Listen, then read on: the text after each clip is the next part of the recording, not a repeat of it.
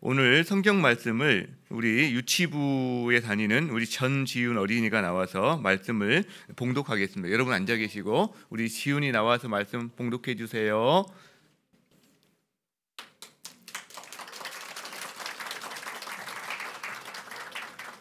거기서 해보자.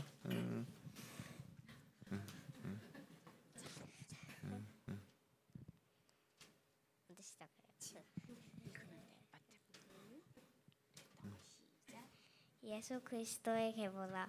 유다는 다말에게서 베스와 세라를 낳고 살몬은 라합에게서 보아스를 낳고 보아스는 루sek에서 오벳을 낳고 다윗은 우리아의 아내에게서 솔로몬을 낳고 마리아에게서 그리스도라 칭하는 예수가 나시니라. 아멘, 아멘. 고마워요. 들어가요. 네. 본문도 좀 같이 띄워주지. 얼굴 잡으느라고 못 띄워준 것 같습니다. 네. 올해 성탄절 예배를 이렇게 드릴 수 있어서 참 감사합니다. 특별히 이화세례 줄 수 있다는 것도 감사하다 싶습니다. 이 아이들이 건강하게 자라면서 하나님 앞에 또 사람들 앞에 사랑받는 아이가 되기를 축복하고요. 온 세대 예배로 드릴 수 있다는 것도 참 큰 은혜다 생각합니다. 이것이 우리한테 좋은 어떤 추억으로 남았으면 좋겠고, 남녀노소 함께 드리는 예배가 하나님께도 영광이 되고 우리에게는 큰 기쁨이 되기를 바랍니다. 여러분, 성탄절은 예수님의 탄생을 기념하는 절기죠. 그런데 세상에 수많은 사람이 태어나는데 예수님의 탄생만큼 이렇게 성대하게 지내는 탄생이 없는 것 같아요. 왜 그럴까? 가장 위대한 탄생이기 때문에 그렇죠. 왜 위대한 탄생일까? 사람이 태어난 것이 아니라 하나님이 사람이 되신 그것을 기념하기 때문에 그렇다고 할 수 있는 거죠. 그것이 바로 성육신인데요. 즉 하나님이 사람이 되셨다. 이게 성육신인데, 이 성육신은 우리의 사람의 이해를 좀 넘어서는 것 같아요. 좀 불가사의하다는 거죠. 저희 이 머리로는 이해가 안 된다는 거죠. 그러니까 그거를 표현하는 게 참 쉽지가 않습니다. 그래서 제가 성육신을 설명하는 여러 글들을 좀 찾아보다가 예전에도 한번 나눈 적이 있는데, 필립 얀시가 쓴 글이 이 성육신의 신비를 그래도 이렇게 마음에 와닿게 표현한 글이 있어요. 제가 한번 여러분께 읽어드리려고 합니다. 창조자가 지구상의 피조물 가운데 한 부분이 되신다는 사실이 어떻게 이해될 수 있겠습니까? 어디에도 견줄 수 없고 전혀 생소하며 유일무이한 사건이었습니다. 춥고 어두운 어느 날 밤 베들레헴 굴곡진 언덕 위에서 영계와 물질계가 극적으로 교차되었습니다. 처음도 없고 나중도 없으신 하나님께서 시간과 공간 안으로 들어오신 것입니다. 우주를 가득 채우고 계신 하나님께서 시골뜨기 아이가 되셨습니다. 다른 평범한 아이들과 똑같이 걷는 것, 말하기, 혼자 입는 것을 배우셨습니다. 이것은 하나님이 사람의 몸을 입음으로 의도적으로 완전하지 못한 결함 속으로, 약점 속으로 들어오신 것을 의미합니다. 그의 전지하심은 당시 공용어였던 아람어를 발음 하나하나 배워야 하는 한정된 두뇌로 바뀌었고, 온 우주에 충만하신 그의 편재하심은 두 발을 걷고 때로는 나귀를 타야 하는 모습으로 바뀌었습니다. 그의 전능하심은 나무를 켤 정도의 힘은 있었지만 자기를 방어할 수 없는 나약한 상태로 변하셨습니다. 한눈으로 온 우주의 별들을 바라보시던 그분이 나사렛의 좁은 오솔길과 유대 광야의 바위들과 예루살렘의 복잡한 거리를 쳐다보셨습니다. 물질을 만드신 그 하나님이 물질의 형체를 취하셨습니다. 화가 자신이 자기가 그린 그림의 한 점이 되듯이 작가가 자기가 쓴 연극 대본의 한 등장인물이 되듯이 말입니다. 여러분, 이렇게 필립 얀시 이게 글이거든요. 그러니까 성육신의 신비를 우리에게 그래도 좀 더 와닿게 전달해주고 있는 것 같아요. 하나님은 우주의 창조주시죠. 수억 개, 수조 개의 별들을 한눈으로 바라보시는 분이시죠. 근데 그분이 저기 은하계 변두리에 있는 한 작은 별에 사람의 몸으로 입고 오셨다. 이것은 사실 우리가 우리의 이해의 범위를 넘어선 일이다라고 할 수 있습니다. 저는 이런 생각을 해봐요. 저와 여러분이 이 신비를 조금 더 잘 깨달을 수 있으면 좋겠다. 그리고 우리 가운데 이 필립 얀시처럼 이걸 능가하는 어떤 그런 묵상과 글솜씨를 가지고 다른 사람들에게 이걸 좀 잘 전달할 수 있는 사람이 우리 가운데 많이 태어났으면 좋겠다. 세워졌으면 좋겠다. 특별히 여기 있는 오늘 예배드린 우리 자녀들 가운데 그런 일이 있었으면 좋겠다. 이것을 제가 소망해 봅니다. 자, 오늘 저는 여러분과 함께 마태복음 1장 말씀을 가지고 좀 나누려고 하는데, 마태복음 1장에 족보가 나옵니다. 계보, 예수 그리스도의 계보라 해서 나오죠. 여러분 족보를 재밌게 보시는 분 혹시 계세요? 없으시죠? 저도 젊은 시절에 제가 예수님의 말씀을 좀 알고 싶어서 성경을 쓰기 시작했는데, 해필이면 첫날 이 마태복음 1장이 걸리는 바람에 지루해 죽을 뻔한 그런 기억이 납니다.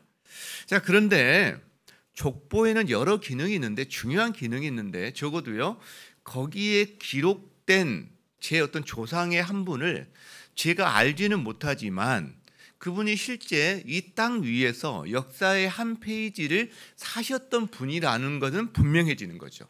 맞죠? 여러분, 예수님의 족보 역시 마찬가지예요. 그러니까 예수님의 족보가 무슨 동화나 단군 신화가 아니라 우리와 똑같이 이 땅에 발을 딛고 살았던 한 분이라는 것을 이 족보를 통해서 우리가 알게 된다라는 거죠. 여러분, 사실 이 이야기를 교회 안에서 우리가 할 필요가 거의 없어요. 왜? 여러분 가운데 예수님이 우리와 똑같이 이 역사상에 살아 계셨던 실존 인물이라는 것을 의심하는 사람은 거의 없습니다. 사실은 교회 안에서. 그러나 사탄은 예수님이 실존 인물이라는 것을 부인하지는 못하다 보니까 다른 방법으로 곡해합니다. 어떻게 하냐면, 예수가 이 땅에 살았는지 안 살았는지는 중요하지 않아. 그러나 예수의 교훈이 중요한 거지. 여러분, 어떻게 들리세요, 이 말이? 언뜻 들으면 맞는 말 같기도 해요. 이렇게 곡해한단 말이에요. 자, 그래서 어떻게 하냐면, 우리는 예수에게 초점을 두는 게 아니라 예수의 교훈만 잘 배워서 잘 지키면 되는 거야 라고 이렇게 바꿔버립니다. 그러니까요, 예수님을 도덕 선생으로 만드는 거예요. 우리에게 교훈을 주신 분으로 만든다는 거죠. 그리고 우리의 할 일은 이제 뭐죠? 예수님의 교훈을 얼마나 잘 지키는가가 문제야. 너의 구원과 너의 삶의 축복은 거기에 달려 있어라고 말한다는 거죠. 여러분, 지금 헷갈리실 거예요, 아마. 무슨 문제지? 이게 지금 다 맞는 이야기 하는 것 같은데? 네, 그죠? 조금 달라요. 뭐냐면, 성경이 우리한테 말하는 초점은 우리가 뭘 해야 돼라고 말하는 게 아니라는 거예요. 하나님이 우리를 위해 하신 이 일을 말을 하고 우리는 거기에서 반응하기를 원하시는 건데, 사단은 이걸 교묘하게 꼬아가지고 예수 그 사람 필요 없어. 예수의 교훈만 알면 되고 교훈만 잘 지키면 너는 되는 거야 라고 교묘하게 우리를 비틀어 버린다는 거예요. 여러분, 이게 세상의 모든 종교가 그래요. 세상의 모든 종교는 이렇게 말해요. 네가 노력해야지. 네가 노력해서 너의 구원을 얻어내는 거야. 네가 뭔가를 해야 돼. 이렇게 모든 종교는 말을 해요. 그래서 도덕을 지켜라, 교훈을 지켜라 이렇게 이야기합니다. 다른 말로 하면 네가 하늘에 올라가야 돼라고 말하는 거예요. 여러분, 그런데 기독교는 다릅니다. 너는 하늘로 올라올 수 없어. 그래서 내가 너에게 내려간 거야. 그것이 바로 예수 그리스도의 이 땅의 오심이라고 말을 한다는 거죠. 여러분, 그래서 크리스마스는요, 우리가 올라갈 수 없기 때문에 하나님께로, 하나님이 우리에게로 오신 날이다라는 거죠. 그래서 기쁜 날인 거예요. 왜? 우리는 안 되거든요. 여러분 하늘이 아니라 우리가 달나라에도 갈 수 없잖아요, 우리가 실제로. 그런데 하나님이 우리에게 오신 날이기 때문에 기쁜 날이다. 그리고 이 기쁜 소식이다라는 거죠. 자, 그런데 이제 이 계보를 보면 족보라고도 할 수 있죠. 특징들이 몇 가지는 한 두 가지 특징만 오늘 좀 여러분과 나누려고 해요.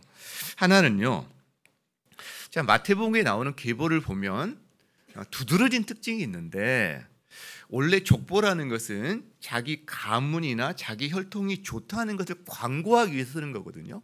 그러니까 뭔가 좀 내 족보상의 인물 가운데 별 볼 일 없는 사람들은 축소하거나 없애버리고, 그다음에 대단하거나 이런 사람들은 드러내거나 과장하거나 막 지어내기도 하는 게 족보거든요. 예전에 우리 조선을 건국한 태조 이성계 같은 경우는 그 가문이 좀 그렇게 좋은 가문은 아니잖아요. 그러니까 이거를 정당화하기 위해서 얼마나 자기 선조들의 미화 작업을 많이 했는지 모릅니다. 사실은 그런 게 족보고 일종의 족보거든요. 자, 그런데 예수님의 족보는 정반대라는 거예요. 여러분, 예수님의 족보는 다른 족보들하고 너무나 차이가 나는데 뭐냐면, 자, 대표적으로요, 족보에 여자가 5명이나 올라가 있어요. 당시에 다른 족보들의 고대 근동에서 족보에 여자가 올라가는 경우는 거의 없습니다. 여자가 올라가 있어요. 자, 근데 그 여자들이 신사임당이라거나 허난설원이라거나, 그러니까 뭔가 굉장히 유명하고 너무나 자랑하고 싶은 여자들을 올린 게 아니에요. 정말 문제 많은 사람들, 그리고 이방인 여자, 거기 나온 여자를 보면 뭐 가나안 사람, 모압 사람, 이방인들이거든요. 여러분, 이방인들은 유대인들 입장에서 부정한 민족입니다. 성전의 일정한 지역 너머에는 들어올 수도 없는. 그런데 그들이 예수님 족보에 올라와 있어요. 자, 근데 여자가 족보에 올라와 있고 이방인이 올라와 있다는 정도가 아니라 한 명 한 명을 살펴보면 이거는, 야, 어떻게 이런 사람을 족보에 넣지 할 정도의 반전이 있어요. 굉장히 수치스러운 사건을 그대로 기록한다는 거죠. 자, 하나 볼까요? 자, 3절에 보면 유다는 다말에게서 베데스와 세라를 낳고 그래요. 성경을 아시는 분은 아시겠지만 유다와 여기 말한 이 다말은 시아버지와 며느리 관계예요. 모든 사항을 우리가 자세히 말하기는 어렵지만 사실 근친상간이에요. 한마디로 말하면 예수님 조상의 집안은 콩가루 집안이었다라는 것을 족보를 통해 드러내는 거예요. 지금. 여러분, 이 족보에 숨기고 싶은 내용인 거죠. 근데 그대로 드러내요. 게다가 5절에 라합이라는 여자가 나와요. 여성이 나와요. 여러분, 라합은 여리고성에서 이스라엘 사람들을 정탐꾼을 숨겨진 사람이잖아요. 근데 라합은 기생 라합이라고 쓰지만 사실은 매춘부입니다. 그러니까 예수님 조상 가운데서는 그 할머니 중에 한 분은 매춘부였어. 이야기를 족보에 지금 써놓은 거예요. 게다가 6절에 보면 다윗은 우리야의 아내에게서 솔로몬을 낳고 이렇게 이야기해요. 여러분 보세요. 다윗은 밧세바에게서 솔로몬을 낳고 이렇게 써야 되는 거죠 원래. 근데 솔로몬은 우리야의 아내에게서, 우리야는 다윗은 죄송합니다. 다윗은 우리야의 자기 부하인 우리야의 그 아내에게서 누구지? 솔로몬을 낳았다 이렇게 말을 한단 말이에요. 밧세바를 보고 다윗이 음욕이 동해서 자기 부하를 죽여가면서까지 그 여자를 자기 아내를 만든 사건이 그 치부가 드러나 있다는 거죠. 그러니까 예수님의 족보에는 다윗이 위대한 왕으로 나오기도 하지만 정말 찌질하고 비열한 인간이 예수님의 선조다라는 그런 이야기가 다 기록이 돼 있다는 거예요.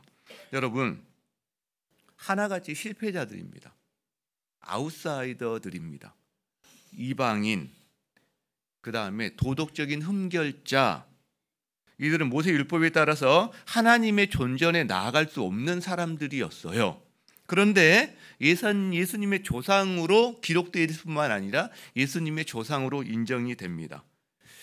왜 이걸 기록할까요? 우리에게 뭘 말하고 싶은 걸까요?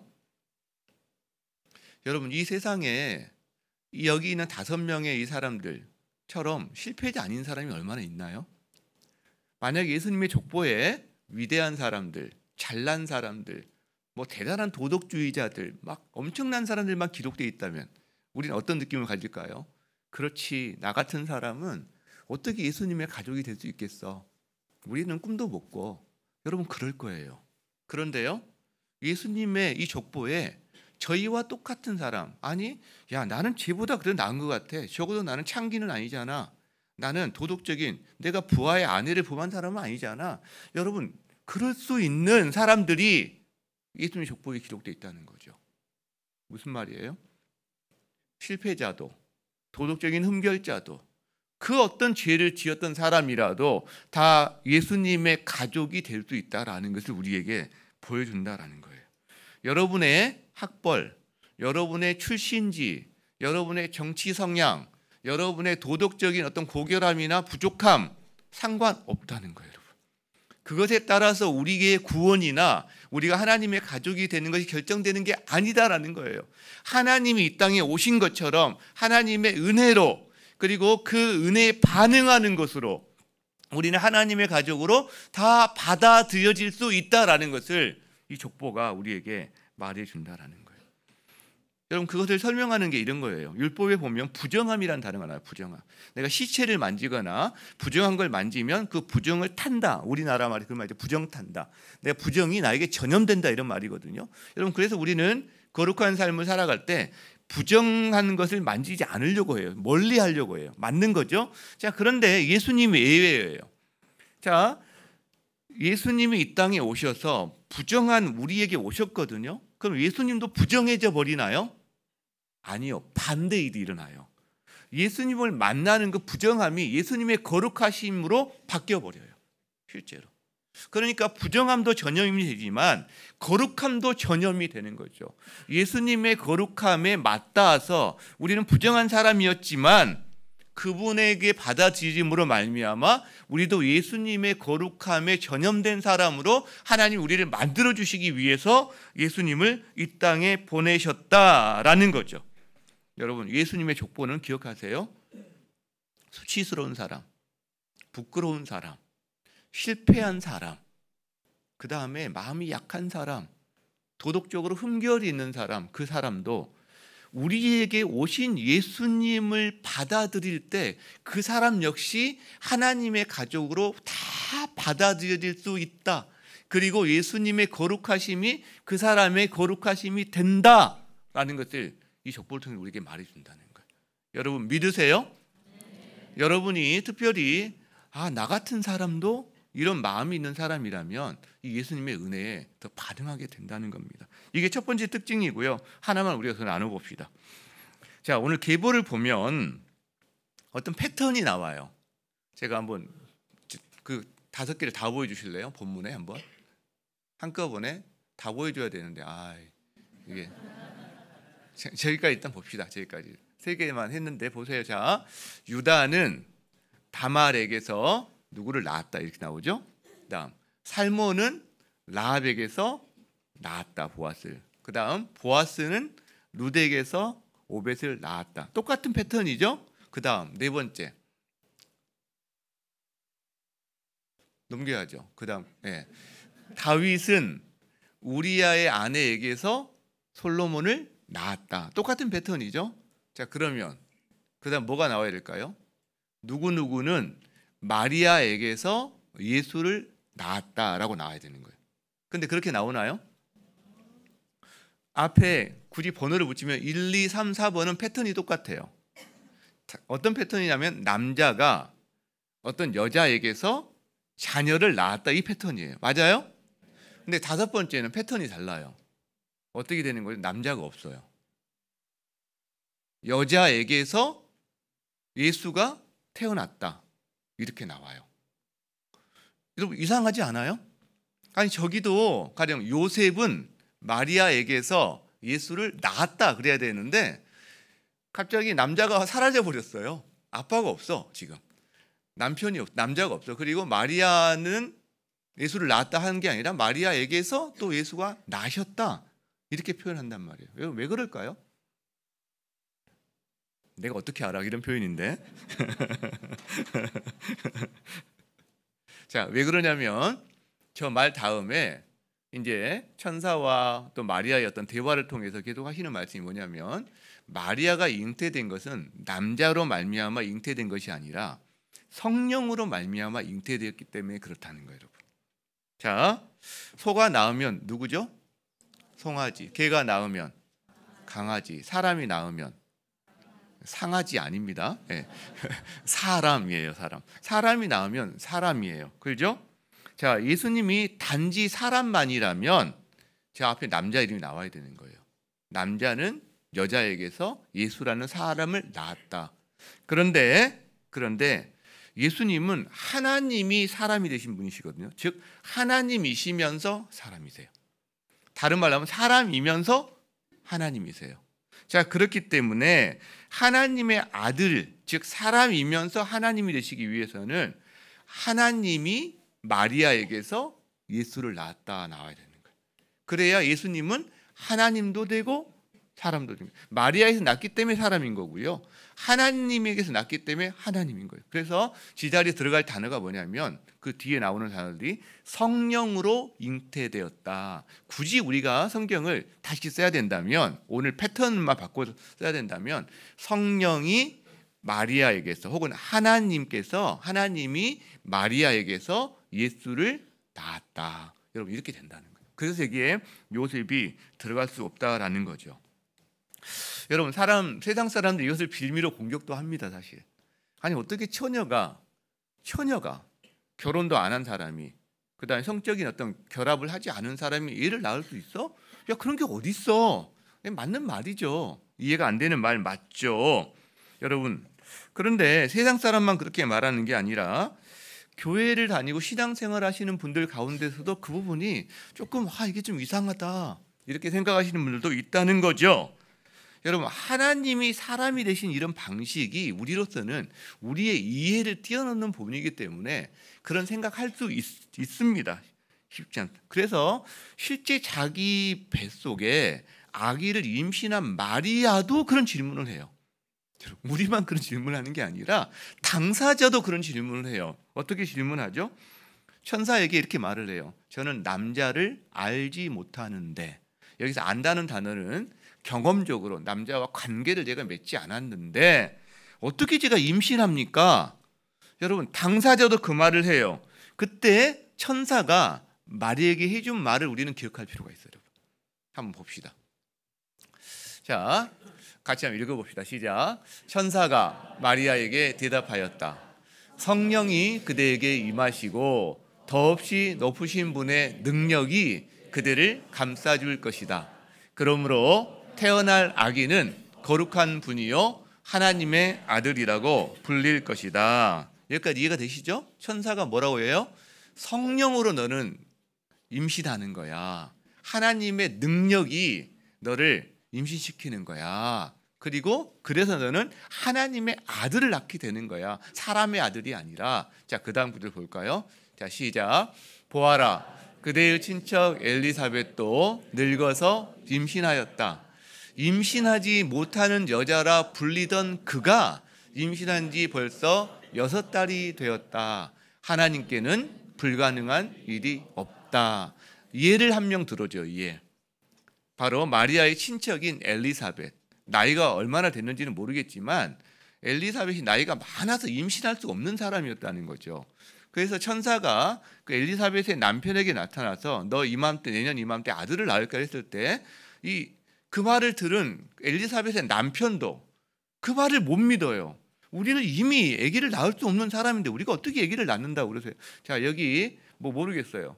우리가 한 누구죠? 아브라함과 그 아내가 몇 살 때 아기를 낳았죠? 거의 90세 때 애를 낳았나요? 아브라함 100세 때, 사라는 아마 90세 정도. 그러니까 아기를 낳을 수 없는 사람이었잖아요. 그런데 아기를 낳은 것처럼 엘리사벳이 그런 케이스라는 것을 지금 천사가 말을 해주면서 하는 말이 있는 거죠. 뭐죠? 하나님께는 불가능한 일이 없다. 같이 한번 따라할까요? 하나님께는 불가능한 일이 없다. 여러분, 하나님께는 불가능한 일이 없습니다. 불가능한 일이 없어요. 자, 과학이 발전하면서 어떤 생식기관이 아니라 줄기세포를 통해서도 이렇게 어떤 뭘 만들어내는 시대가 됐잖아요. 인간의 어떤 과학의 능력으로도. 하물며 하나님께는요, 여러분, 우리의 상상과 이해를 초월하시는 능력의 분이시라는 거죠. 하나님께서 하시는 일에 한계가 없어요. 여러분이 이해가 안 된다고, 여러분의 보기에 불가능하다고 여러분이 여러분의 삶에서 어떤 일을 포기하거나 하나님이 하시겠다고 하신 일을 여러분께서 그를 지레짐작으로 포기하거나 못한다고 할 필요가 없어요. 여러분, 절망 가운데 살아갈 필요가 없어요. 하나님이 만약 여러분에게 기도 가운데 하나님께서 특별한 목적을 위해서 어떤 약속을 하시잖아요. 내가 보기에는 불가능해 보일 수 있죠. 그러나 그게 불가능으로 그치지 않는다는 거죠. 왜요? 하나님께는 불가능한 일이 없기 때문에. 우리는 불가능한 일이 너무 많아요. 우리는 연약해요. 힘이 없어요. 근데 그걸로 여러분의 이성과 능력으로 하나님을 제한하지 마세요. 왜? 하나님께는 불가능한 일이 없다. 성육신이 그걸 우리에게 말해주는 거예요.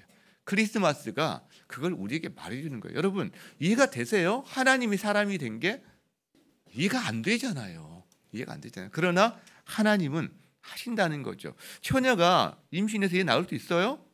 없죠. 그러나 하나님이 하시는 거죠. 역사 속에 하나님이 시간과 공간과 영혼을 뚫고 들어오시기 위해서 하나님이 하시는 거죠. 오늘 이 족보에 대해서 우리가 이야기를 나누고 있는데 하나만 더 나누려고 합니다. 자, 족보를 볼 때 우리가 한 가지 알게 되는 게 있어요. 족보에는 지금 예수 그리스도가 메시아로 이 땅에 오신다는 것을 우리에게 알려주는데 수많은 족보의 사람들을 통해서 이것이 긴 시간이 지났다는 걸 우리에게 알려줍니다. 그렇죠? 자, 근데 이 메시아에 대한 예언은요, 창세기에 기록이 돼 있어요. 창세기 3장 15절에 장차 한 메시아가 아들이 나타나서 장차 사탄의 머리를 깨뜨리고 이 땅에 편만한 악을 다 무찌를 거야. 그리고 하나님의 정의를 세울 거야. 라는 것을 창세기 3장 15절에서 이야기를 합니다. 그러니까 한참 시간이 몇천 년이 흘러서 아브라함 때 또 이런 약속을 해주세요. 네 몸에서 날 후손을 통해, 후손들이 아니에요. 단수예요. 한 사람. 네 몸에서 날 후손, 그 한 사람을 통해서 이 땅의 모든 족속, 모든 사람들이 복을 받는 때가 온다라고 약속해 주세요. 즉 이 메시아에 대한 언약은 불과 몇 년 전에 한 게 아니라 몇백 년도 아니라 몇천 년 전에 창세기 3장에서 창세기 12장에서 그다음에 계속해서 선지자들을 통해서 수없이 많은 모세의 때, 다윗의 때, 사무엘의 때 계속해서 하나님께서 예언해 주신 약속의 사람이에요. 자, 이 족보는 하나님이 이때 약속하신 것을 긴 시간을 통해서 하나하나 일해 오셨고 이것을 결국 이루셨다는 것을 우리에게 말해줘요. 심지어 예수님이 오시기 400년 동안은 선지자도 한 명도 안 보내요. 하나님의 말씀이 없어요. 그러니까 하나님이 우리를 버린 것 같아. 하나님이 이 세상을 잊어버리신 것 같아. 특별히 이스라엘의 고통과 고난에 대해서 하나님 나라의 백성들에 대해서 더 이상 하나님이 돌보지 않는 것 같다. 그런 암흑의 시간이 400년이나 있었어요. 그리고 예수님이 오세요. 여러분 우리가 이걸 통해 뭘 알 수 있을까요? 우리의 삶이 곤고해요. 힘들어요. 여러분 그렇지만 아무리 우리 삶이 힘들고 곤고해도 우리가 원하는 시간표는 급하지만 그러나 하나님의 시간표는 우리와 다를 수 있는데 즉 우리가 생각한 것보다 느릴 수 있어요. 더딜 수 있어요. 우리는 이미 포기할 수도 있어. 그러나 하나님은 반드시 그 약속을 지키신다는 거예요. 그리고 어둠 가운데 빛이 되시고 세상 가운데 화평이 되시는 일을 하나님은 만들어 가신다는 거예요. 제가 정확하게 그 전쟁이 무슨 전쟁인지는 기억이 안 나요. 뭐 프로이센 전쟁인지. 근데 제가 갑자기 그 생각이 나는 거예요. 양쪽이 전쟁을 하는데 크리스마스가 됐어요. 한쪽에서 캐롤을 불러요. 예수님의 다 태어나심에 대한 노래를 잔잔하게 불러요. 고요한 밤, 거룩한 밤. 서로 지금 참호에서 총을 들고 각자 자기 참호를 지키고 있는 전쟁 군인들이 크리스마스 전날 고요한 밤, 거룩한 밤 노래를 불러요. 그 노래가 전쟁터에 여기저기 흘러가요. 반대편에서도 그 노래를 불러요. 실제로 사람들이 눈물을 막 흘려요. 고향 생각나고 옆에서 전우를 죽어나가고 그때는 그 인명살상전이잖아요. 실제로. 그런데 그 노래를 부르는 사람들 마음이 녹아져요. 그 전쟁터에 칼날로 사람들 죽이고 피비린내가 흥건한 그 전쟁터에 갑자기 평화가 임해요. 그리고 사람들이 참호에서 나와서 함께 교제를 해요. 음식을 나누어요. 비록 적으로서 또 다음 날은 전쟁을 해야 되는 상황들이지만 그날 밤 예수 안에서 고요한 밤, 거룩한 밤, 우리 주 나신 밤 하면서 찬양을 부르면서 이 사람들이 하나가 돼요. 하나님의 백성으로 하나가 돼요. 여러분 세상에 그 어떤 것도 이것을 이룰 수 있는 건 없어요. 오직 예수 그리스도. 오직 예수 그리스도. 여러분 그래서 하나님은 예수님이 오심으로 이 땅에 이미 하나님 나라를 우리에게 허락하셨어요. 평화를 허락하셨어요. 근데 지금 계속 하나님 나라 세워가고 계시죠. 완전히 임할 하나님 나라 그때에는 독사가 그 다음에 우리가 곰과 독사와 함께 독사굴에 우리가 손을 넣어도 독사가 물지 않고 우리가 곰과 함께 뛰놀 수 있는 날이 온다고 그랬단 말이에요. 여러분 그날을 하나님께서 지금도 하나님 나라를 이 땅 가운데 세워가고 계세요. 여러분 삶에도 이 하나님 나라의 통치와 이 평안과 이 빛을 주님께서 비춰주시고 평안을 이루어가고 계세요. 그것이 비록 공고한 우리 삶에 우리에게는 더디 보일지 모르지만 하나님은 그걸 이루고 계신다는 거죠. 그리고 반드시 성취하신다는 거죠. 여러분 믿는 자들은 어떤 사람이에요? 예수님의 오심을 우리는 믿어요. 그리고 예수님이 다시 오실 것을 믿어요. 그 상황을 살아가면서 이 상황 가운데 하나님이 내가 너와 함께해. 그러기 위해서 내가 너를 찾아왔잖아. 시간을 뚫고 공간을 뚫고 영혼을 뚫고 너에게 찾아왔잖아. 그리고 찾아오신 그 예수님이 성령으로 너희와 함께해. 찾아오신 주님, 우리와 함께 하시는 주님이 너와 함께 있어. 그리고 너의 삶에 이 하나님의 나라를 이룰 거야. 이 약속을 우리에게 주실 때 그 약속을 믿음으로 받아들이고 내 시간표와는 다를 수 있지만 나의 방법과 내가 생각하는 방식과는 다를 수 있지만 그 하나님을 신뢰하면서 오늘도 주님과 함께 동행하며 살아가는 사람, 그리고 때로는 그 약속을 강하게 주장하면서 하나님 당신의 빛이 이 어둠 가운데 비춰주시기 원합니다. 제 주변 사람에게 제 가족에게 이 어둠이 있어요. 이 곤고함이 있어요. 하나님 평안이 없어요. 하나님의 평강을 함께 해주세요. 그렇게 우리가 빛으로 소금으로 빛을 비추이고 평강을 전하며 살아가는 사람이 그 약속을 주장하며 살아갈 때 하나님의 역사를 경험하는 사람이 이 땅을 살아가는 그리스도인들이다. 하나님의 빛의 자녀들이다 하는 것을 믿으시기 바랍니다. 하나님은 우리가 구하거나 생각하는 것보다 더 넘치도록 능히 하시는 분이신 것을 믿으시기 바랍니다. 아멘. 제가 기도하고 마치겠습니다. 살아계신 하나님 아버지, 영혼을 뚫고 시간을 뚫고 이 땅에 오신 예수 그리스도를 찬양합니다. 하나님 자신의 편안을 버리고 우리에게 평안을 주러 오신 그 주님을 찬양합니다. 하나님 아버지, 족보를 통해서 알게 된 것이 있습니다. 하나님, 실패자도 도덕적인 흠결자도 아버지 마음이 가난한 자도 아버지 모두 하나님의 가족이 될 수 있다는 사실을 가르쳐 주신 것 감사드립니다. 우리가 위대해야만, 우리가 잘난 사람이어야만, 우리가 학벌과 명예와 재산이 많아야만 하나님께 받아들이는 사람이 아니라 부족하고 하나님 아버지 정말 수치스럽고 가난하고 하나님 부끄러운 인생이라 할지라도 나에게 찾아오신 예수 그리스도를 믿음으로 반응할 때 하나님의 가족이 되게 하신다는 사실을 예수님을 통해서 알게 되게 하신 것 감사합니다. 한 사람도 빠짐없이 주님, 그 주님을 영접하고 주님과 함께 이 땅을 살아가며 하나님이 우리 삶에 허락하신 약속을 주장하며 누리는 인생들이 되게 하여 주시옵소서. 주님, 이 땅에 평화로 오신 주님을 찬양합니다. 수많은 이 땅의 나라들이, 상황들이 전쟁터와도 같습니다. 이 전쟁터의 유일한 평화는 오직 주님이시오니 주님의 평강으로 우리 성도들의 삶을 붙잡아 주시고 하나님 곤고한 심령을 새롭게 세워 주시옵소서. 감사와 찬양 드리며 예수님의 이름으로 기도하옵나이다.